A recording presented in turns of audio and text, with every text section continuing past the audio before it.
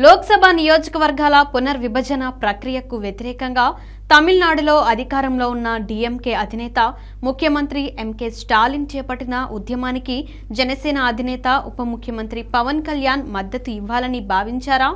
అందుకే ఈ భేటీకి పార్టీ తరఫున ఎంపీని సైతం పంపించారా అనే ప్రశ్నలకు అవుననే సమాధానమే వినిపిస్తోంది. 2026 నాటికి జనాభా ప్రతిపాదికన లోక్సభ నియోజకవర్గాలను పునర్విభజించాలంటూ కేంద్ర ప్రభుత్వం నిర్ణయించిన విషయం తెలిసిందే. ఉత్తరాదితో పోల్చుకుంటే దక్షిణాది రాష్ట్రాల్లో జనాభా సంఖ్య తక్కువగా ఉండడం వల్ల ఆశించిన స్థాయిలో సీట్ల సంఖ్య పెరగవని ఇక్కడి ప్రభుత్వాలు భావిస్తున్నాయి. దీనికి వ్యతిరేకంగా ఉద్యమం చేపట్టాయి. దీనికి నాయకత్వాన్ని వహిస్తున్నారు స్టాలిన్. దక్షిణాది రాష్ట్రాలన్నిటినీ ఏకతాటిపైకి తీసుకుని రావడానికి కృషి చేస్తున్నారు.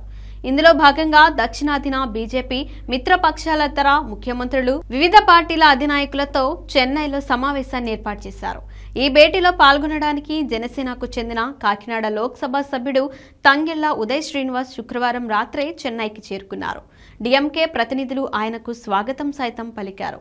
ఈ సమావేశం ఆరంభం కావడానికి ముందే అంటే శనివారం ఉదయానికే వెనక్కి వెళ్లిపోయారు. దీనిపై ఓ ప్రత్యేక కథనాన్ని ది ఇండియన్ ఎక్స్ప్రెస్ ఎక్స్క్లూజివ్గా ప్రచురించింది. ఉదయ్ శ్రీనివాస్ కు డీఎంకే ప్రతినిధులు బొకే ఇచ్చి స్వాగతం పలుకుతున్న ఫోటోను దీనికి యాడ్ చేసింది. ఈ కథనం ఇప్పుడు అటు తమిళనాడు ఇటు ఏపీ రాజకీయాల్లో చర్చనీయాంశమవుతోంది. ఢిల్లీ నుంచి శుక్రవారం రాత్రి 8:30 సమయంలో ఉదయ్ శ్రీనివాస్ చెన్నై విమానాశ్రయానికి చేరుకోగా డీఎంకే ఎంపీలు P Wilson, MM Abdullah bouquet ఇచ్చి స్వాగతం పలికారు.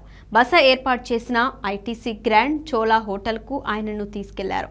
జనసేన ప్రతినిధిగా ఉదయ్ శ్రీనివాస్ హాజరు కాబోతుండటంతో ఆయన కోసం డీలిమిటేషన్ సమావేశంలో సీటును సైతం రిజర్వ్ చేశారు.